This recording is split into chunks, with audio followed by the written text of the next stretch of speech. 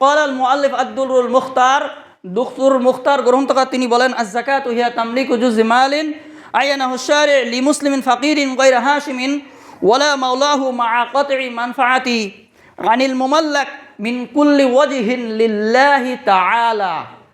মিন কুল্লি ওয়াজহিন লিল্লাহি তাআলা, আল্লাহর সন্তুষ্টি অর্জনের জন্য হাশিমি বংশ এবং তার গোলাম ব্যতীত অন্যদের এই যাকাতের মাল দিয়ে বিনা শর্তে, বিনা পাওয়ার আশায় তাদেরকে মালিক করে দেওয়ার নাম যাকাত।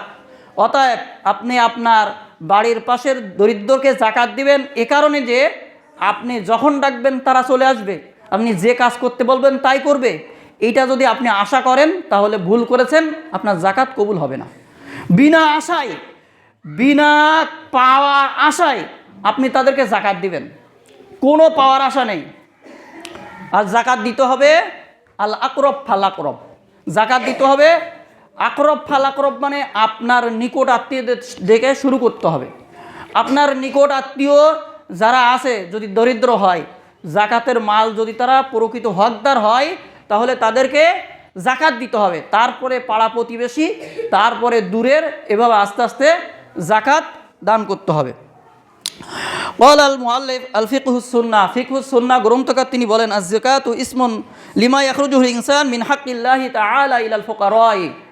আল্লাহ তাআলার যে হক রয়েছে যাকাত, এই যাকাত থেকে মানুষদের থেকে যাকাত বের করে নিবে, ইলাল ফুকারাই, এবং দরিদ্রদের মাঝে এই যাকাত বন্টন করবে।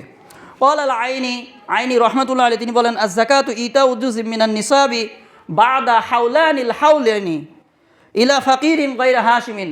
হাশিম ব্যতীত সম্পদের মালিকানায় যার 1 বছর পরিমাণ সম্পদ থাকবে, জমা হয়েছে 1 বছর, বা'দা হাওলানিল হাওলি, 1 বছর জমা হয়েছে, এরকম নির্দিষ্ট অংশ থেকে হাশিমি ব্যতীত দরিদ্রকে কোনো কিছু দেওয়ার নামই হচ্ছে যাকাত। কোনো কিছু বলতে যাকাতের মাল থেকে দেওয়ার নামই হচ্ছে যাকাত। মোট কথা, স্বাধীন ব্যক্তি এবং জ্ঞানবান ব্যক্তি, বালেগ ব্যক্তি এবং যার সম্পদ 1 বছর মালিকানায় রয়েছে এমন ব্যক্তির উপরে যদি তার নিসাব পরিমাণ সম্পদের মালিক হয়ে যায় তাহলে তার উপরে যাকাত ফরজ।